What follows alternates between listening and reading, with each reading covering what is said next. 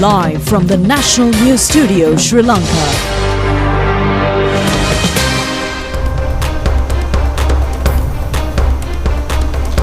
Hello there, good evening and a warm welcome to the 9 p.m. news of the most prestigious channel in Sri Lanka, bringing you stories from across the globe and stories here at home. I'm Sonal Paranavithana. And I'm Kasani Balachandra Adhikari. We start off with a look at your headlines for tonight. An allowance of 25,000 rupees for disaster-affected students, 15,000 rupees from the Treasury and another 10,000 from the President's Fund. The Parliament to convene on the 18th of this month. A supplementary estimate of 500 billion rupees for disaster management. The IMF, financial institutions and a number of countries to assist Sri Lanka in post-disaster reconstruction. A loan assistance of $200 million from the Asian Development Bank.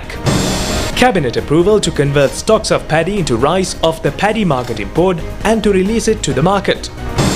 A host of more information regarding the shooting incident at Bondi Beach, Australia. Matisha Patirana grabs the highest bidding so far for a Sri Lankan player at an IPL auction.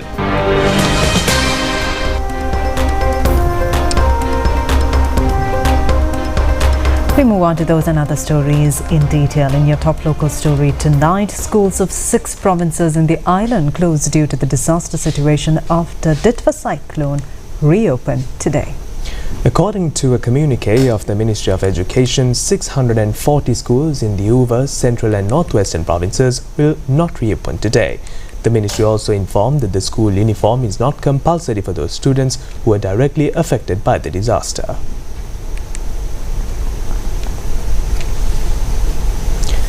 Studies in estate schools commenced as usual today. Hatton Zoal Education Office says that the attendance of teachers and students was at a high rate.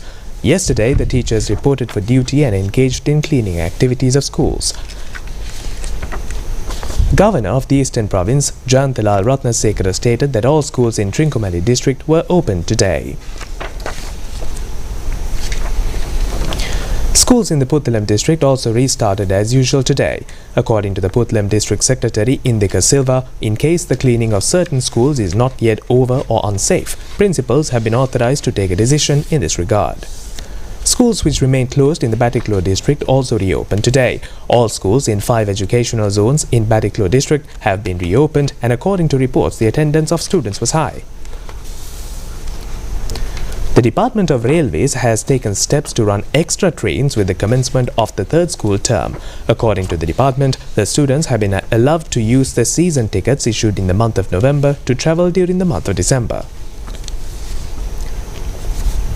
The 2 buses which were lying under an earth mound collapsed on it during the landslide in Maspenna town, Uva Paranagama, were retrieved yesterday. 3 buses, a 3-wheeler, 3 motorcycles parked there and several shops were also trapped in the landslide. The blockades of Vielikumbura irrigation canal at the Idamegama, which remained blocked due to the landslide, was cleared yesterday. This has been conducted with the participation of the farmers of the Idamegama area. According to the Deputy Minister T.B. Sarath, renovation activities of the destroyed Alahara due to the recent flooding has been completed 50%. He inspected the construction work of the Alahara yesterday.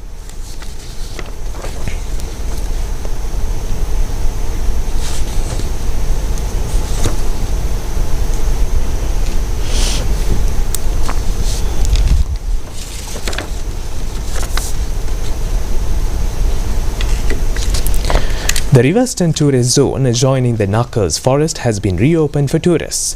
The area has been reconstructed, allowing it to be open for local and foreign tourists, with the labour contribution of the Sri Lanka Army Road Development Authority and Ceylon Electricity Board.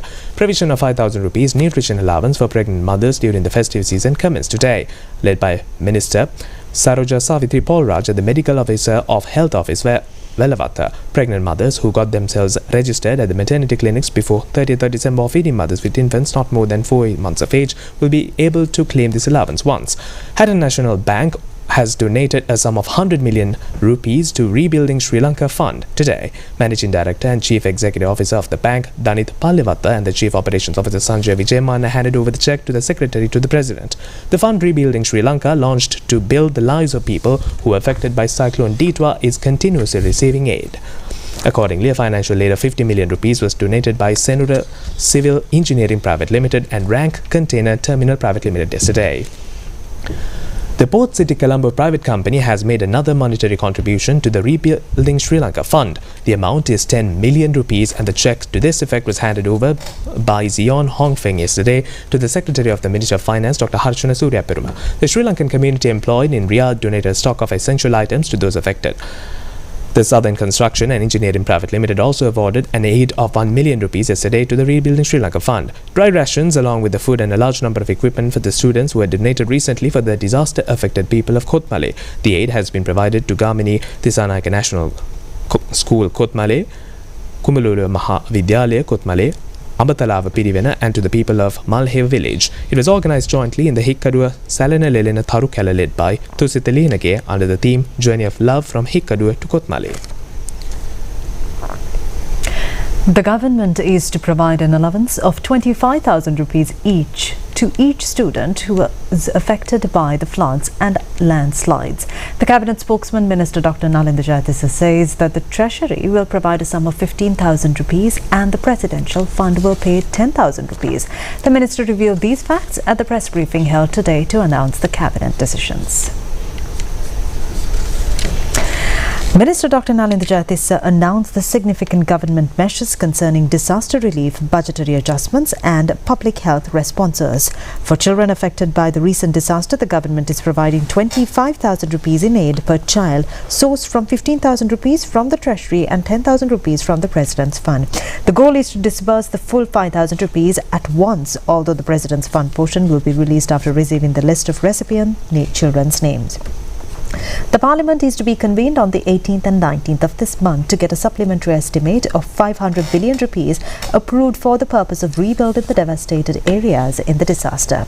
The minister said that in terms of fiscal policy, Parliament is scheduled to convene on the 18th and 19th of December to approve a massive 500 billion rupees supplementary estimate dedicated to rebuilding and reconstruction efforts in the disaster-affected areas. This includes developing and reconstructing damaged infrastructure and building new houses. Furthermore, a plan to reduce the country's borrowing limit by 0.4% has been revoked, paving the way for securing the 500 billion rupees.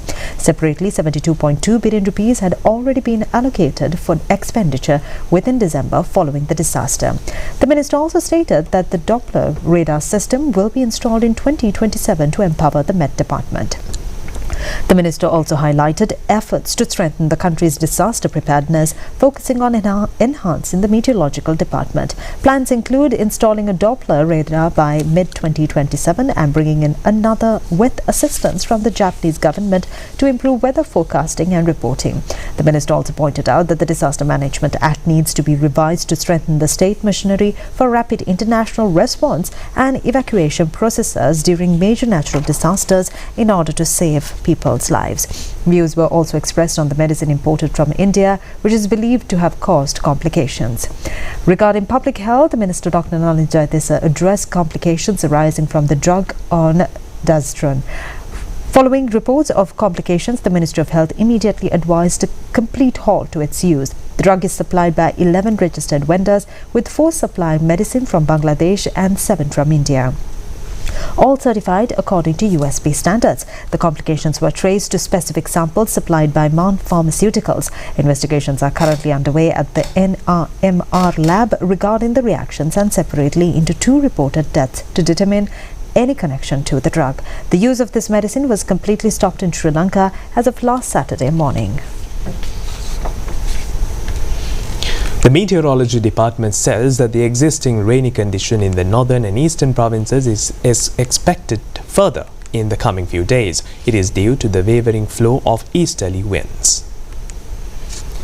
Heavy rains up to 100 millimeters may occur in some places in the eastern, central and Nuva provinces and in the Polonnaruwa district. Fairly heavy winds up to 30 to 40 kilometers per hour will be experienced in the eastern slopes of the central hills, northern, north central and northwestern provinces and in the Trincomalee, Hambantota and Monaragala districts. Thunder showers may accompany with temporary heavy winds and lightning. General public are informed to take measures to minimize the possible dangers of lightning. The sea areas stretching from Chilo to Kankasanture, where Puttalam and Hambantota to Pottville may become rough at times. The Met Department further says that other sea areas around the island may become fairly rough.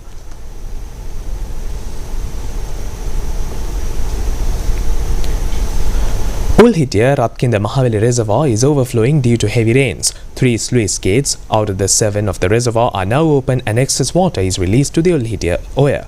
The engineer in charge of the reservoir requests the people living either sides close to the river and motorists who use the Ulhitiya Hoberiava road to be vigilant. Sluice gates of the several reservoirs open in the Anuradhapura district are also open at present. A water flow of 379 cubic feet per second is released to the Yarnoya from the Huruluvava reservoir.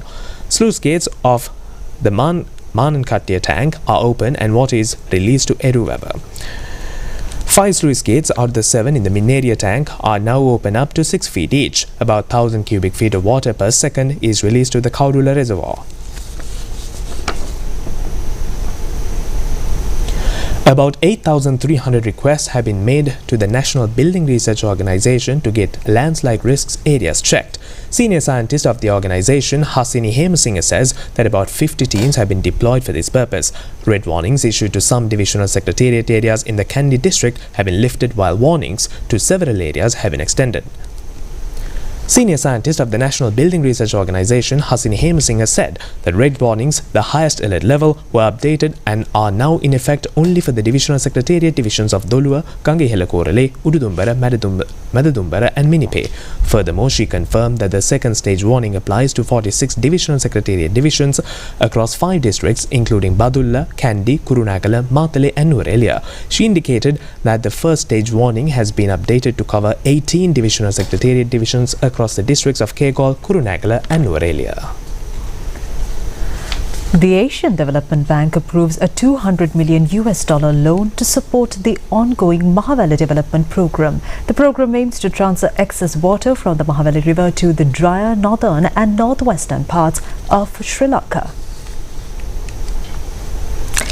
This is Sri Lanka's largest multi-use water resources development initiative. The Mahaveli Water Security Investment Program Stage 2 project will directly benefit more than 35,600 farming households in the North Central province by strengthening agriculture sector resilience and enhancing food security.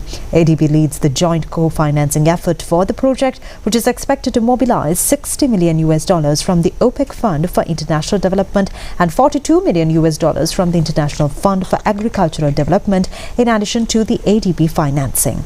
The project will complete the government's North Central Province canal irrigation infrastructure, which is expected to irrigate about 14,912 hectares of paddy fields and provide reliable irrigated water for commercial agriculture development. It will help complete the construction of tunnels and open and covered canals. The project will also establish a supervisory control and data acquisition system to improve North Central Province canal operations. Once completed, the North Central Province Canal will connect the Murugakanda Reservoir to the reservoirs of Huruluvava, Manankattiya, Eruvava and Mahakandarava. Sri Lanka was hit by Cyclone Ditwa in late November, and the disaster damaged over 160,000 hectares of paddy fields along with nearly 96,000 hectares of other crops and 13,500 hectares of vegetables.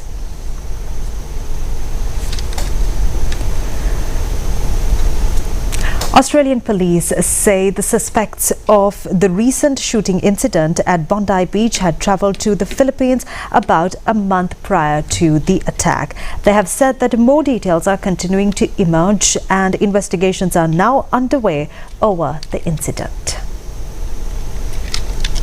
Australian police say that they have received information that the father and son who carried out the Bondi Beach shooting had visited the Philippines a month before the incident. Philippine authorities told the BBC that the suspects entered the country between November 1st and 28th. Investigators say information has now emerged suggesting that the attackers may have received training similar to military-style training during their stay. Authorities further state that the 50-year-old suspect Sajid Akram entered the Philippines using an Indian passport, while his 24-year-old son Naveed Akram travelled on an Australian passport. According to foreign reports, Sajid Akram died at the scene, while his son Naveed Akram has now come out of a coma. Australian Prime Minister Anthony Albanese has said the attack can be considered as one inspired by the ideology of the Islamic State. Several flags linked to the Islamic State group, along with improvised explosive materials, have been recovered from the attacker's vehicle. Meanwhile, thousands of people have gathered at Bondi Beach to pay tribute to the victims of the attack. The Cabinet of Ministers has approved the releasing of stocks to the paddy of Upper Market after preparing rice from it, purchased by the Paddy Marketing Board. Accordingly, it is expected to issue the stocks of paddy after preparing rice via Lux Satosa and Cooperative Network by the paddy mill owners registered in the Paddy Marketing Board. The stocks of paddy purchased during the past Yalla season by the Paddy Marketing Board using the funds amounting to 6,000 million rupees allocated by the 2025 budget have been stored in the concerned paddy stores. The proposal in this regard, presented by Minister Vasantha Samarasinghe in order to assure continuous supply of rice to the market, was approved by the Cabinet. The Cabinet also awarded its green light for a proposal to reach several memoranda of understanding among universities of Sri Lanka and foreign countries. Prime Minister Dr. Harini Amarasuriya presented the proposal to the Cabinet. One of these pertains to the project agreement between the Alliance of National and International Science Organizations for the Belt and Road region and the University of Peradeniya. It also included another agreement between the University of Peradeniya and Hong China University of China and another agreement between the University of Kelaniya and Kyoto Information Science Graduate Studies College of Japan. Among them is another Memorandum of Understanding between the University of Vavuniya and Madras Indian Technical Institute and also between the Indian Council for Cultural Relations and the University of Vavuniya. Cabinet has also granted its approval to hand over to the Ministry of Health and Mass Media the concerned plot of land and 3 storage buildings, including the 2 cold storage stores of 30,000 square feet each, constructed on the plot of land at Veyangoda owned by the Food Commissioner's Department. This approval has been granted with the objective of obtaining storage facilities for the Medical Supplies Division. This has been a joint proposal forwarded by Ministers Dr. Nalinda Jayatissa and Vasantha Samarasinghe. Sri Lanka will be co-hosting at the end of the month of May next year the 2026 Asian Region State Debt Management Summit, for which the Cabinet granted its approval. The proposal was presented by the President Anura Kumara Dissanayake. The Cabinet also approved the implementation of the project under local funds after amending the revised cost estimate as 47.18 billion rupees of the Lower Malvatoya Multipurpose Development Project. The proposal pertaining to the extension of the project period up to the 31st of this month was presented by Minister K.D. Lalkantha. Sergei Viktorov, Ambassador of the Republic of Kazakhstan to Sri Lanka, paid a courtesy call to Prime Minister Dr. Harini Amarasuriya today at the Temple Trees. The meeting focused on Sri Lanka's ongoing rebuilding and rehabilitation efforts following Cyclone Ditva. The Prime Minister outlined the government's priorities in the recovery process, including the restoration of essential infrastructure, housing and agricultural livelihoods. She also highlighted the support extended by international partners in facilitating these efforts. Discussions further covered the strengthening of bilateral cooperation between Sri Lanka and Kazakhstan. Both sides explored opportunities to enhance economic engagement, with emphasis on promoting investment and increasing tourist arrivals from Kazakhstan. The potential for collaboration in the field of education, particularly through student exchange programs and joint research initiatives, was also noted as an area of mutual interest. Representing the Embassy of Republic of Kazakhstan was Rustem Jamankulov, Deputy Head of Mission. Representing Sri Lanka were Pradeep Saputantri, Secretary to the Prime Minister.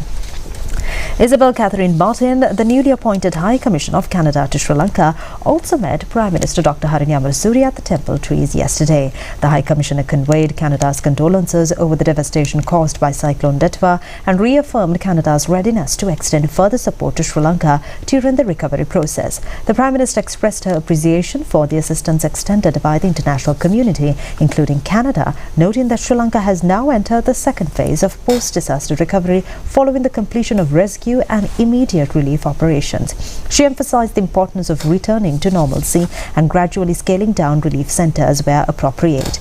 The High Commissioner reaffirmed Canada's focus on supporting the agricultural sector, recognizing its importance to livelihoods and economic stability. In response, the Prime Minister informed that the government has advised farmers to recommence cultivation and has already initiated support measures to assist them.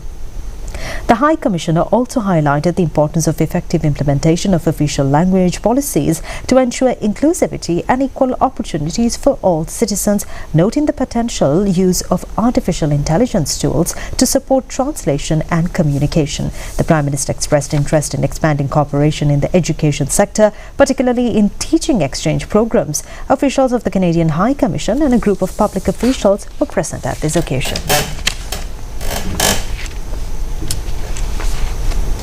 In more local stories, Secretary to the Ministry of Finance, Dr. Harshana Suryaperuma says that finance institutions, including International Monetary Fund and many countries, as well as ready to assist the process of rebuilding the country following the natural disaster. This view was expressed at the national television's program Way Forward telecast last night. Secretary to the Finance Ministry, Dr. Harshana Suryaperuma detailed the government's financial strategy for disaster recovery and meeting the budget deficit. A formal request has been submitted to the International Monetary Fund for $200 million under the Rapid Financing Instrument, which is specifically designed for such crisis situations. The government is confident that RFI funds will be received soon. After being reviewed and presented to the IMF board, and all these funds are planned for budget financing, providing reliefs to citizens and businesses and supporting medium-term rebuilding work. Parallel discussions are underway with the Asian Development Bank and the World Bank, who may either repurpose existing loans or provide additional financing. Furthermore, bilateral talks are ongoing with Japan and India seeking potential assistance, particularly for the railway sectors. While the overall response from all international bodies is positive, the exact amount and the nature of the funding, grant, loan or repurposed are still being finalized. The government remains assured of receiving significant relief to cover the additional budget deficit. Senior advisor to the President on Economic Affairs, Duminda Hulangamua, assessed the disasters. සහනය සලසන්නට අපේ මේ මධ්‍යකාලීන රීබිල්ඩින් වැඩවලට පාවිච්චි කරන්නට මේ තුලින් අපිට හැකියාව ලැබෙයි කියලා බලාපොරොත්තු වෙනවා. ආශ්‍රය සංවර්ධ බැංකුවත් එසේම අපිට තාම කතා කරමින් පවතිනවා. ඒකට සමහර තියෙන ලෝන් රීපර්පස් කරයි. ඒක දැනට Senior advisor to the President on Economic Affairs, Duminda Hulangamua, assessed the disaster's impact on the manufacturing sector. He stated that there was no major impact on the sector. He only observed disruption was a temporary impact related to the floods affecting workers' ability to commute to work. Crucially, he noted that there was no major cancellation of export orders.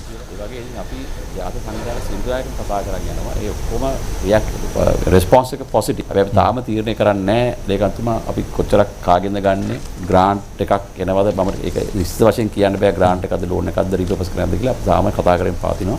අපිට විශ්වාසයක් තියෙනවා අපිට යම් කිසි ලොකු සහනයක් මේ ආසන මේ තුලින් සහ සමහර රාජ්‍යවලින් අපි ලැබෙයි කියලා මේ budget deficit මේ additional එක meet කරන්න. නිෂ්පාදන කර්මාන්තය Chairman of John Keel's Holdings, Krishan Balindra, addressed the situation within the port and logistics sector.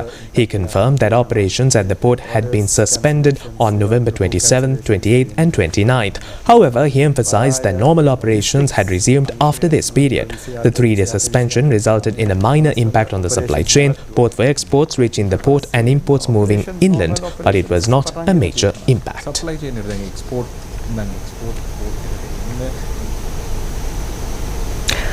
Former Minister C.B. Ratnayaka, who was in remand custody after being taken into custody by the Bribery Commission on suspicion regarding a corruption allegation, was released on bail today as per an order issued by the Colombo Magistrates Court when the case was taken up before the Colombo Chief Magistrate Asanka S. Bodragama.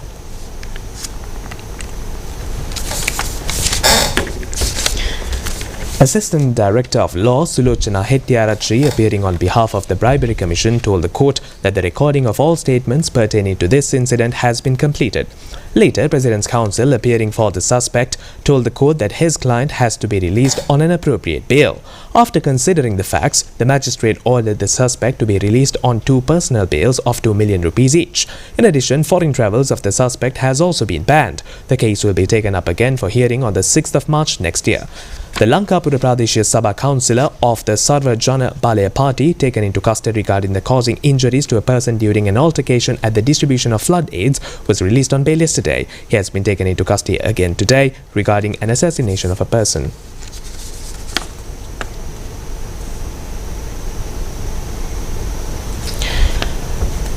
The complaint against former State Minister Shashindra Rajapaksa, released on bail after being produced before the court on suspicion of committing the offence of corruption, was ordered to be taken up for hearing again on the 13th of March next year, when the concerned complaint was taken up for Colombo Chief Magistrate Asankes Bodarakama today.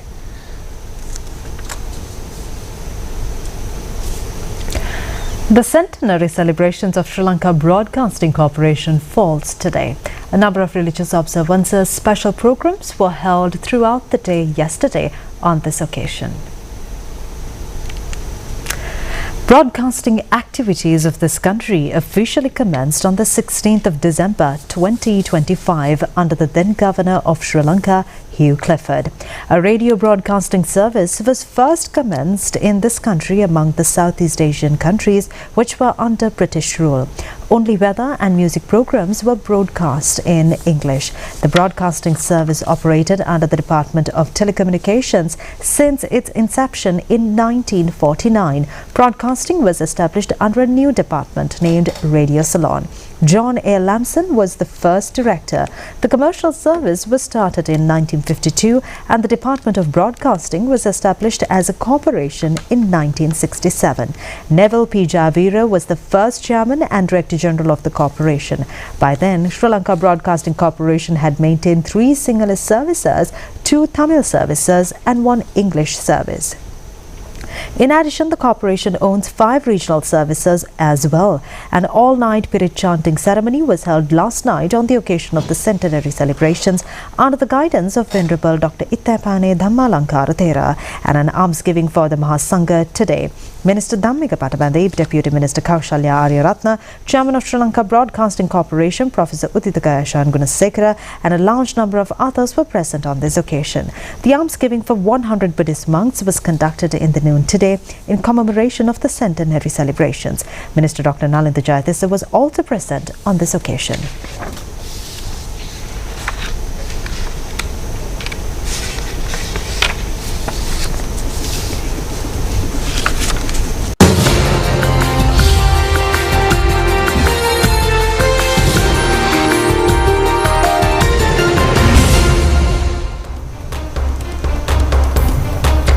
And in your foreign news tonight, around the world, communities are coming together through culture, celebration and shared experiences this festive season. From dazzling light festivals to traditional craftsmanship and vibrant pet carnivals, here's a look at some international highlights. South Korea port city of Busan is glowing this winter with the return of the Hyundai Light Festival, attracting hundreds of visitors to the popular coastal district. Scenes filmed show crowds strolling along Gunam and Hyundai Beach after sunset, where illuminated arches, star-shaped sculptures and large-scale media art installations light up the waterfront. Now in its 12th year, the festival runs under the theme Stellar Hyundai Waves of Stars, featuring interactive technology-driven displays including a 10-meter-tall Earth model and a galaxy-themed lighting zone stretched 180 meters.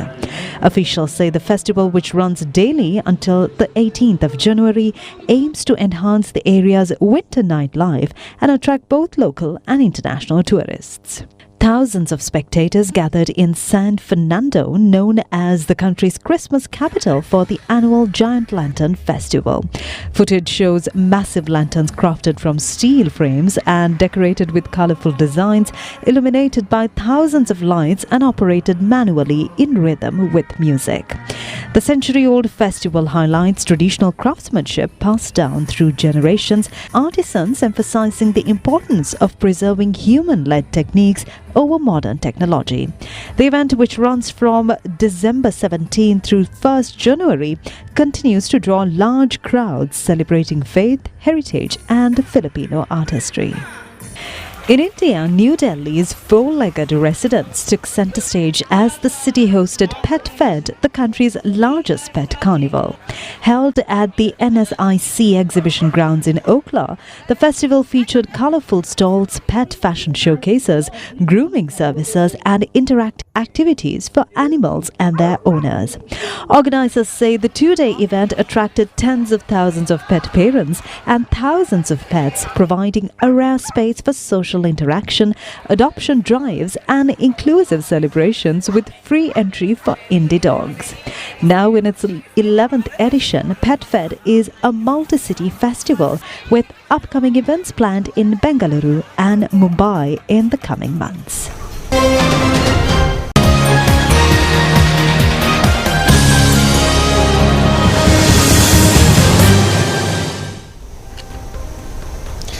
In a bulletin of sports news, the mini auction of the Indian Premier League T20 cricket tournament to be held in 2026 is being held now in Abu Dhabi in the United Arab Emirates. Kolkata Knight Riders purchased Sri Lankan paceman Mathisha Patirana for the highest price so far paid for a Sri Lankan player. The 2026 Indian Premier League T20 cricket tournament will be held next year from 26th March to 31st May, with the participation of 10 teams. Names of 251 Indian players and 118 foreign players had been forwarded for the auction this year. It included the names of 12 Sri Lankan players. The highest preliminary bidding of the category 20 million Indian rupees included the names of Vanidhu Hasaranga, Mahesh Deekshana and Mathisha Patirana. Accordingly, paceman Mathisha Patirana was purchased by Kolkata Knight Riders for a sum of 180 million Indian rupees. This has been recorded as the highest payment in an IPL mini auction for a Sri Lankan player. Meanwhile, spinner Vanidhu Hasaranga has been purchased by Lucknow Super Giants at a price of 20 million Indian rupees. Opening batsman of the Sri Lanka team Pathum Nissanka was purchased by Delhi Capitals at a price of 40 million Indian rupees. This will be the first IPL tournament of Pathum Nissanka. During the auction held so far, all-rounder Cameron Green of Australia was sold for the highest price when he was purchased by Kolkata Knight Riders for 250.20 million Indian rupees. This has been the highest amount of money paid for a foreign player at any IPL auction so far.